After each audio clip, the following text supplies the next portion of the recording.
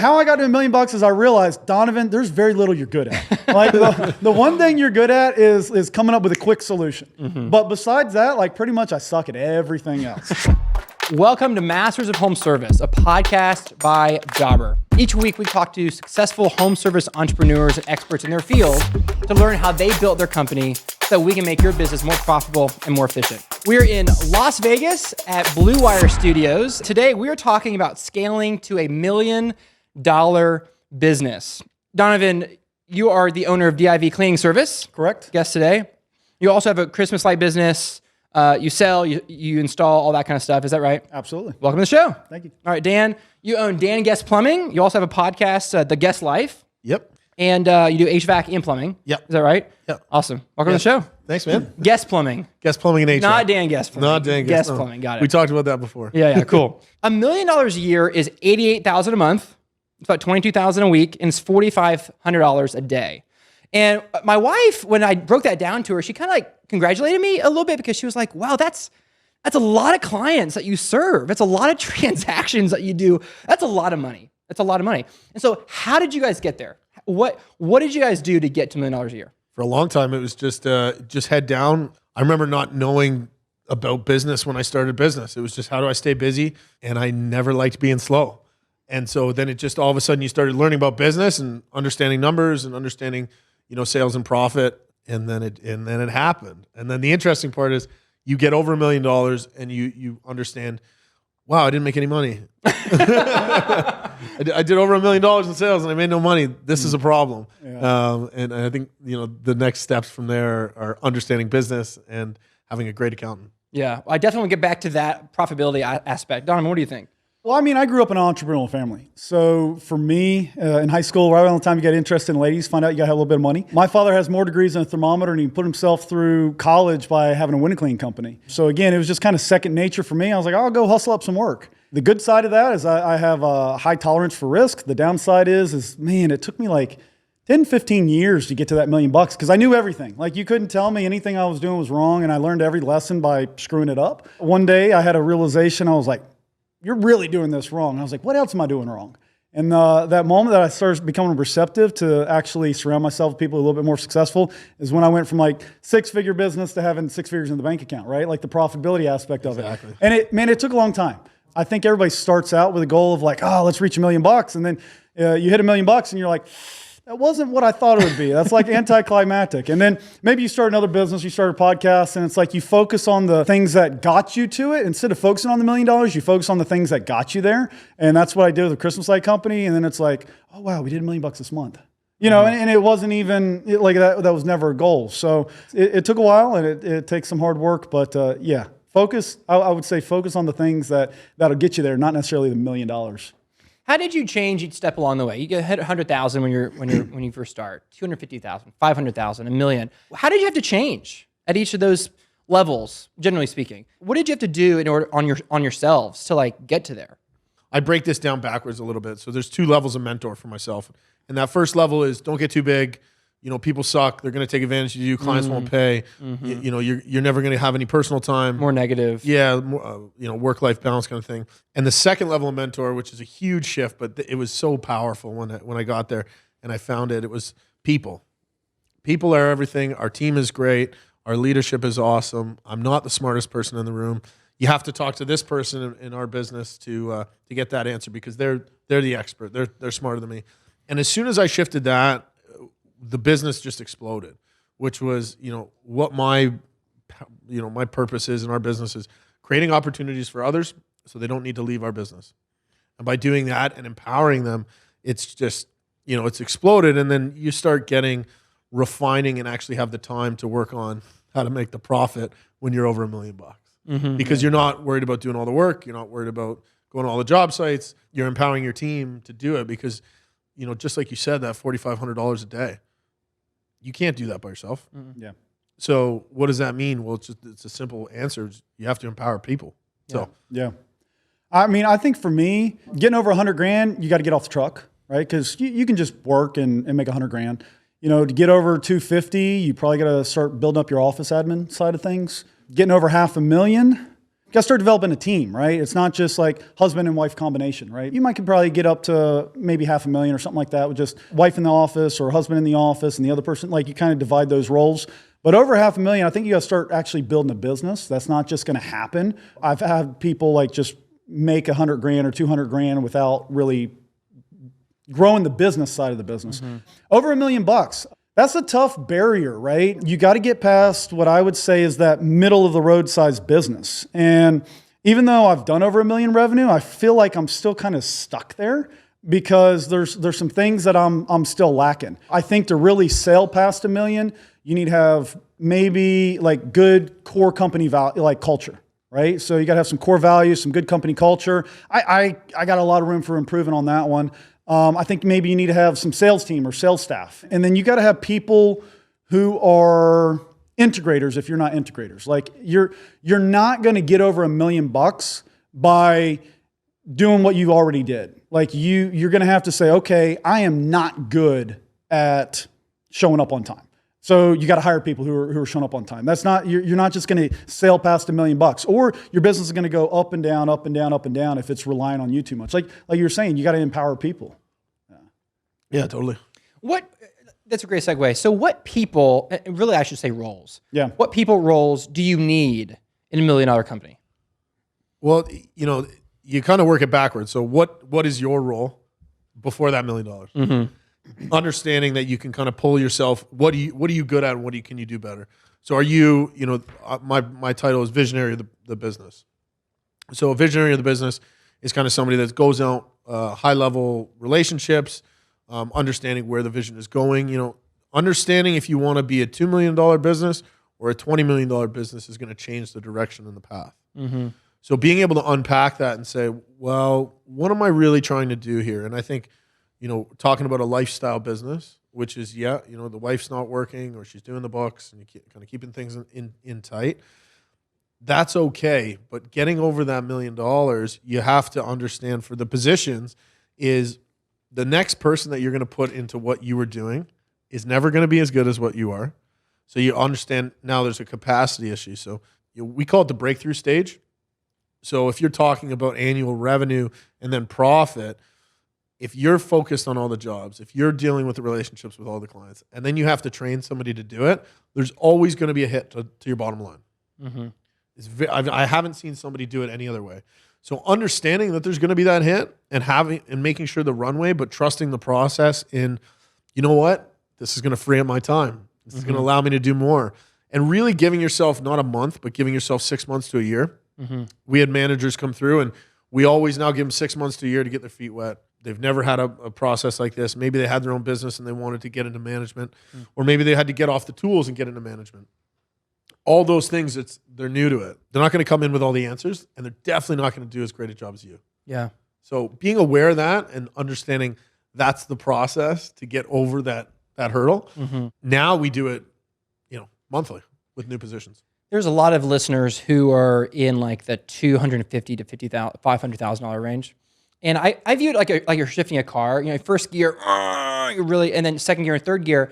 A lot of entrepreneurs are stuck in third gear and they're trying to go faster. They just can't. They're trying because nothing's changed to get them out of third gear.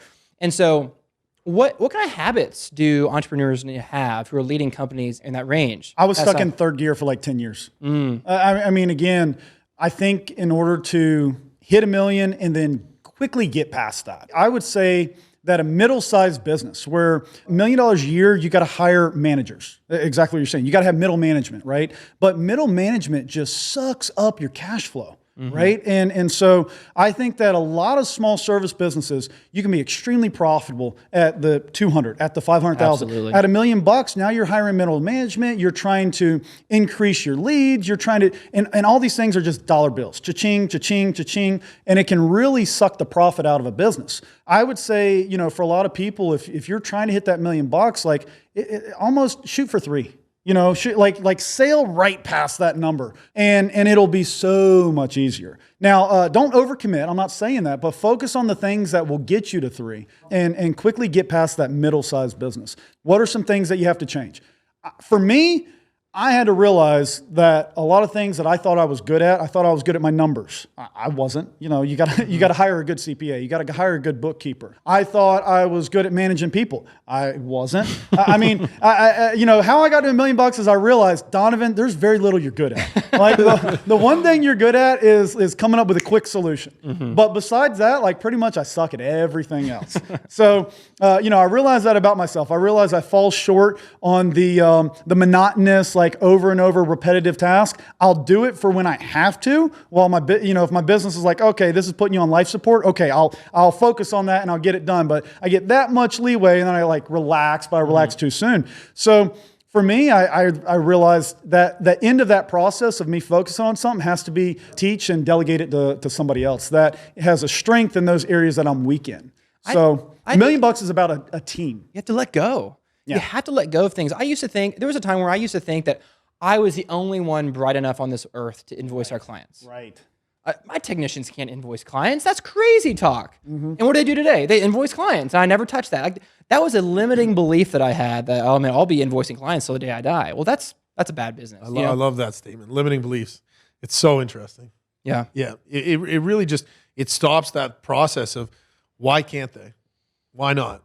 Right? So we do the same thing. Why not me? Why not now? And like really just jump into that process of, well, what's the worst that can happen? Or again, trusting the process. So you don't have to trust all your staff, but you have to have a process for them to, you know, trust that they'll get that done, and kind of add that into the, you know. Are you a perfectionist?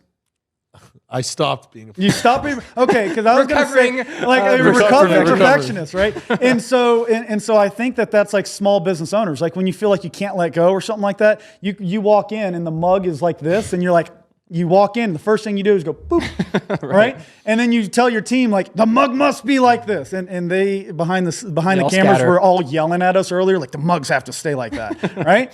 And I'm joking, but I think that's like a common trait of a lot of business owners. We've poured our blood, sweat, and tears into the business to get it to 250,000, $500,000, you know, and we've done everything in our power to do that. And then you start bringing on a team and you're like, they don't care as much as we do. If it has to be done, you know, I'll do it myself. Like that's a common thing. And correct me if I'm wrong, but I have to look at it now is if they can do 80% of what I can do, that's amazing, right? Like, you know, 80% of the invoicing properly. You know what I mean? If I get that we could have squeezed 20% more out of giving them a quote or something like that, but 80% of the time, if the trucks are perfectly clean, that's good enough. 20% of the time, if they're a little dirty, it's not the end of the world. And so that 80% rule is like shooting for an employees or team members to get it most of the time. 80% is like kind of the target instead of like 95, 100% that I kind of hold myself to that standard. Yeah, we do an exercise called the 80-20 rule, especially for management and leadership. So it's I take it the first 10, they take it 80, and then I finish off the last 10. And so a lot of the times people don't want to make mistakes. So they don't want to go the whole 100% because there might be a small edit that you want to make. And so then out the door, there's a different. Give us an example of that. Can you give us an example of that? Yeah. So, okay, you know, you got to put a quote together for the client. Okay. So here's how I'm going to take it the first 10. We got this quote. It's downtown. Okay. Make sure you have the travel time. Make sure you got the lifts on this truck, this and that. I want you to go through all the material lists. I want to set the standard. So I want to say, make sure you call 3 different suppliers, get the pricing out there, put the quote together, package it up, ready to go. Okay. So that's just me. I spent 5 minutes, right? They're going to go out there. They're going to spend 2 hours putting this estimate together. They're going to call around. They're going to do all this groundwork. And then they're going to come back to me for the final 10. And that final 10 is just the fine tweaks. Okay, this is what I found. I just want clarification. This is what I do. Okay, perfect. Now I've seen the last 10%. I've put my seal of approval on it. They're happy because they're either in the right path with the right direction or they're not. And then we can tweak it. So next time, and again, this isn't micromanaging. This is supporting the outcome that you're looking for, right? And then every time they feel empowered because they're doing most of the work. Again, talking about, you know, perfectionism. If they're almost great, they're great, right? Yeah. So let's you celebrate that almost. yeah. Great. So Like you're not drilling into them. Oh, why didn't you do this? Why didn't you do that? You're saying, oh, great job. So yes, and. Right? Yes, that's great. And then you just add to it. Yeah, Yeah, that's a good exactly. example. You don't want to be doing but. So it's like, you know, the yes and's a really powerful statement. So that's kind of our 80-20 rule. And the team knows that. Well, that's your rule for delegation, it sounds like. The 80-20 rule is all about delegation. Well, and I would also say that most tasks, most of it can be done with somebody, the bulk of the work, like you were saying, can be done by somebody who's not an expert at that, right? They can take on a bulk of the work away from the person who is an expert. So a perfect example of that is when we're doing Christmas light quotes, we may get 100, 200 leads in a day. Right? I mean, it's crazy. It's so seasonal, and it's the toughest thing to staff and train for that seasonal spike. But what we can do for our quoting is, anybody can be trained to answer the phone and get the client's information and set up that process and say, okay, awesome. It sounds good. Sounds like we're on the same page. We're going to get you a quote within 24 hours. And then what we can do there is I can have an army of people finding a photo, doing the design, because we're doing the same design on every house. In Jobber, we can look at that photo, that design photo, and we do a text-only line item that's just the photo for design. And then underneath that, based upon that photo, we give line items that correlate to how they marked up that design. Now, the difficult part of sending the quote is looking at that house, and is that 150 feet of lights or is that 170 feet of lights? Well, that requires a much higher level of expertise than just putting a circle. If there's a triangle, put a big circle right there that is going to be a wreath. The front roof lines, put a red line on that. Anybody can do that, but not everybody can look at that house and accurately measure it. So to your point, I can have an army of people getting the client's information, making the design photo, adding the line item, save that line item as a draft in Jobber, and then I can have my expert go through and spend 30 seconds a quote. Signing off. Signing off, but more so adding the pricing. And then once that person gets caught up, that is that entry-level quoter, that person, once they get caught up on their stuff, we say, hey, all right, you're getting real good at doing the design photo. You're getting good at putting the line items on properly. Now I want you to take a stab at coming up with an estimate and still save it as a draft. But then, we're going to talk about it before we click send. We're going to talk about it together. And before you know it, you give somebody, like you're saying, 6 months for a manager. Well, now I can give somebody, they can be efficient almost day 2 or day 3. They can be they can be a net positive to the team, but I can give them a month to become an expert at quoting. So some of those bulk tasks can be done by somebody who doesn't quite have to be an expert if you say 80% is good enough. Guys, what value does Jobber bring to your organization? For us, it's getting some time back. I remember turning on Jobber payments a couple of years ago and just saving so much time, almost saved a full position trying to call around getting money. That was huge. And just keep relearning Jobber, right? Take those training courses, call your representative. That's been huge for us. What I will say is I have shiny object syndrome. So I'm like, squirrel, ooh, what's going on? Most business owners are a lot smarter than I am. So the biggest thing that Jobber's done is it's made me accountable to the process. And then as I'm growing a team, it's allowed everybody to follow that same exact process. If that client isn't input in Jobber, it doesn't exist, right? So having a team and growing the team, we can all do it the same every single time. And it's a smooth transition when we go from office admin to sales staff to technicians. I would say that's probably the biggest thing. And I know for a fact, there's no way that I could put all those systems in place myself. Jobber changed my business. I know it'll change yours. You should give it a try. Go to jobber.com/podcast deal to get an exclusive discount for new members. Try it out. It'll make your whole business more profitable and more efficient. I want to move into a slightly different direction in terms of profit because, revenues for vanity, profits for sanity. Who cares if it's $1 million if you're not making any money? And a lot of entrepreneurs get in that model where they are doing $1 million and they're not really making any money. They were making a lot more money before at 500,000. Before we get there, any final thoughts on this, getting to $1 million, and any more final thoughts on this before we move to profit? I got one. I got one that I think it's a trap that a lot of people fall into.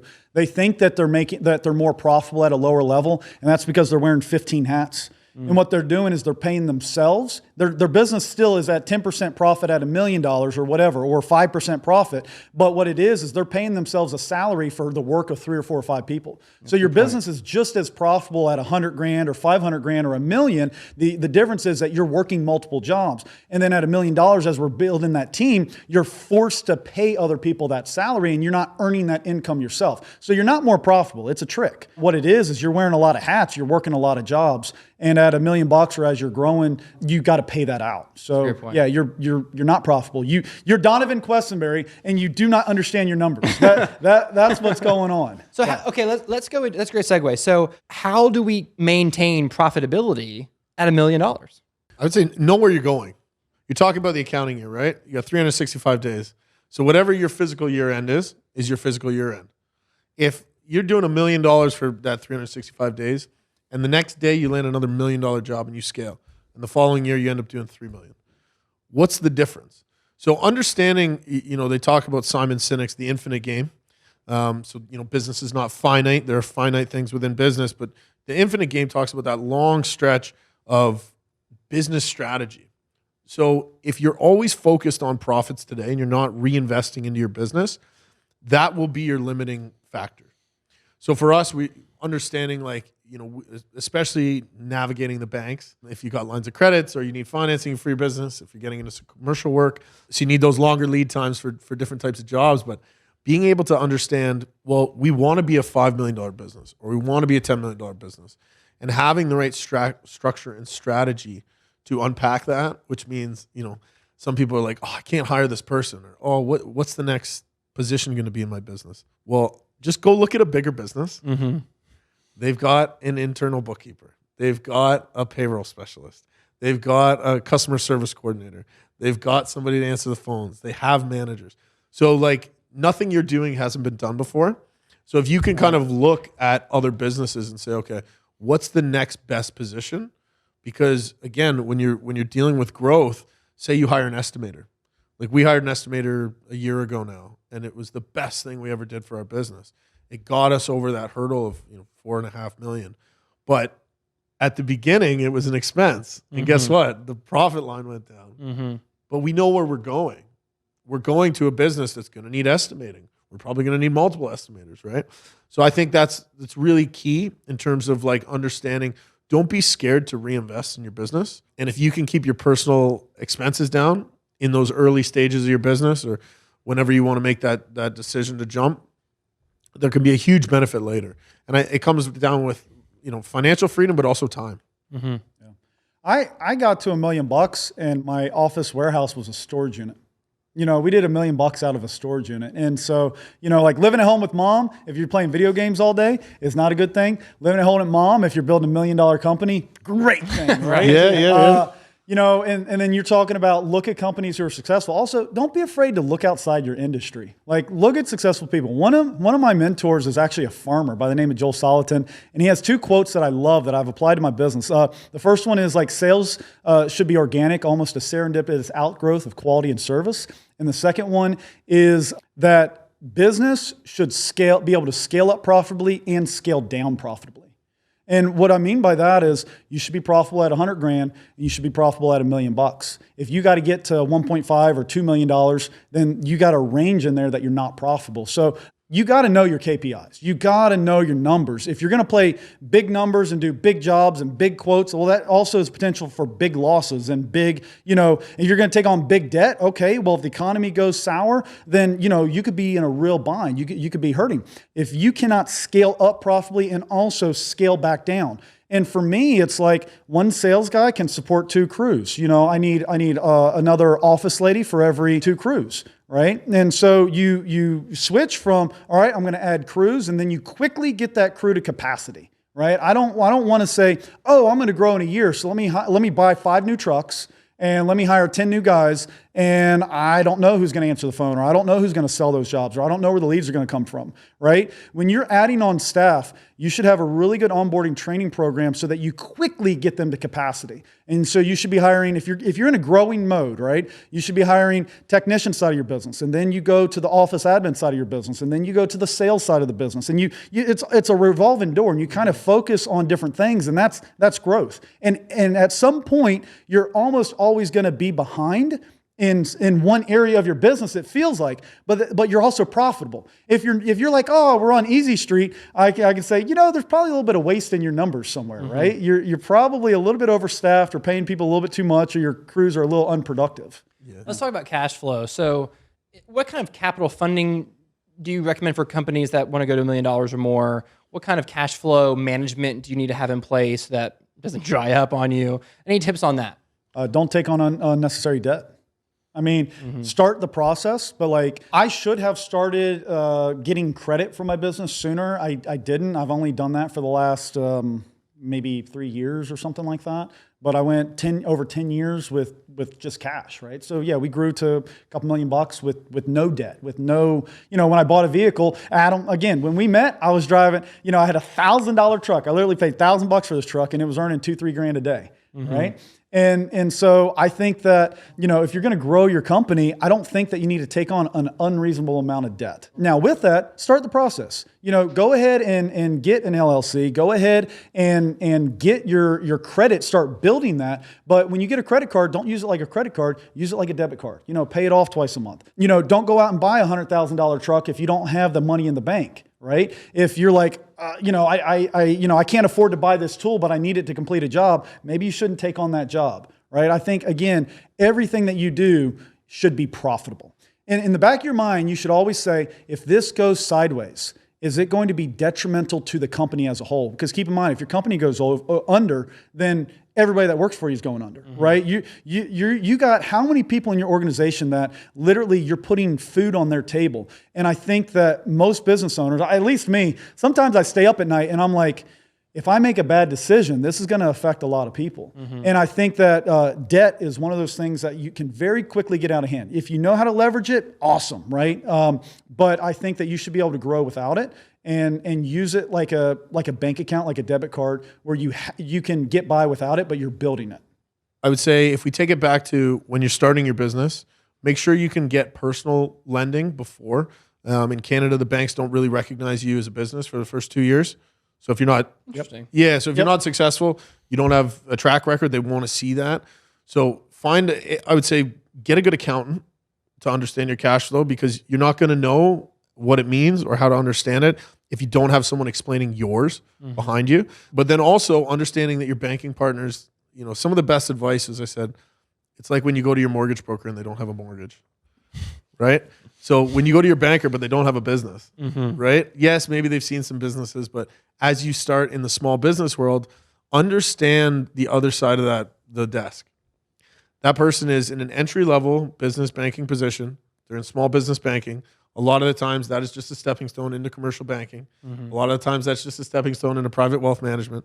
So understanding that you're not dealing with the expert all the time, but you're dealing with somebody that has guidelines.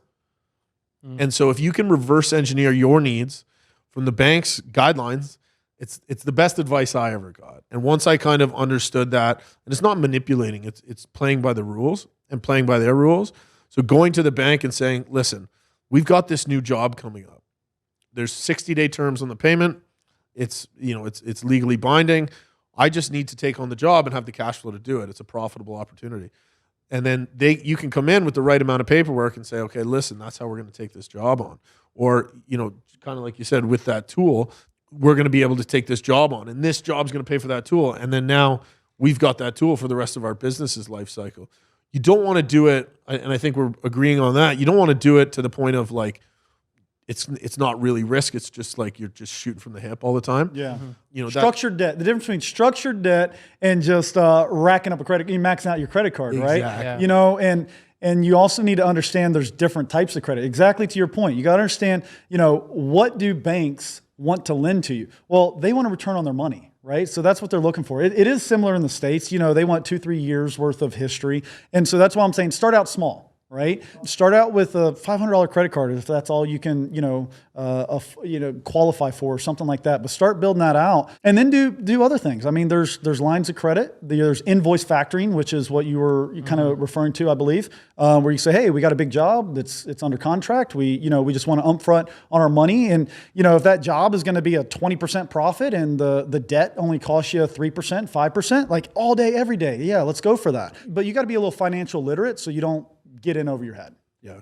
I think the best, we talk about scale and over that $1 million threshold, the best thing you can do is have an in-house bookkeeper. By far, I highly recommend it. A lot of the times they will do part-time work, but in-house is the critical thing there. In-house bookkeeping. You want to know your numbers as quickly as you can. Outsourced bookkeeping, it's going to be every month. So maybe get them at the 15th of every month. That's not effective. That's reactive decision making. When you can say, hey, how was this week doing? Okay, there we go. Let's go. Let's make a decision based on that. Well, how are we looking this month? Listen, there's some extra cash flow. Let's buy that tool. that tool's really going to pay us off and it's going to set us up for next month. Absolutely. Okay. You know what? The trucks need some oil changes. That $1,000 truck needs new tires, right? But also, if things are tight, you know what, man? Let's work Saturday or Sunday, right? Yeah. Let's get it going. Yeah, and being able to scale it back or scale it up. Like you're saying, the in-house bookkeeper, a guy at $100,000 cannot afford to pay, you know what I mean? Like you can't afford to pay a full-time in-house bookkeeper. At $4 or $5 million, it's a necessity. Right. So I think hanging around people, it goes back to your advice at the beginning of the episode, hang around people who are at where you want to be, get advice from them, and then have that plan. At X amount, at $1.5 million, we're going to hire an in-house bookkeeper, and this is going to be a typical salary for our area, and this is how many hours, and X, Y, Z. So you have that plan in place, so when your business reaches that threshold, you can quickly pull the trigger. And again, it's about that opportunity cost, not missed opportunity cost, and capitalizing and reducing those missed opportunities. So, yeah. I'm going to boil this conversation down to 3 more actionable steps. Number 1 is work on the business, not in the business. Number 2 is build one production crew at a time, and then rinse and repeat. Number 3, build your business on fundamentals, knowing your numbers, using a platform like Jobber to really know your numbers. How do listeners learn more about you guys? Yeah, you can follow us on at Guest Plumbing. We're on Instagram, YouTube. If you want to check out the podcast, it's at the Guest Life Podcast. One good way to reach me is directly through Facebook. You're welcome to look me up, Donovan Questenberry. Shoot me a direct message. And if you're interested in growing a seasonal business and you're interested maybe in the Christmas light industry, we do run a free group on Facebook, which is Christmas Light Contractors. So it's geared towards helping the brand newest people grow and become successful in the industry. Small business is the backbone of the economy. You guys are that backbone. Thank you for what you guys do. Thank you for the clients that you serve. Thank you for the families that you guys impact. It really makes a difference. Thank you so much. And thank you for listening to the podcast today. I hope you learned something that will make your business more profitable and more efficient, maybe get you to the $1 million mark. I'm your host, Adam Sylvester. You can find me at adamsylvester.com. Remember, your team and your clients deserve your very, very best. So go give it to them. We'll see you next week.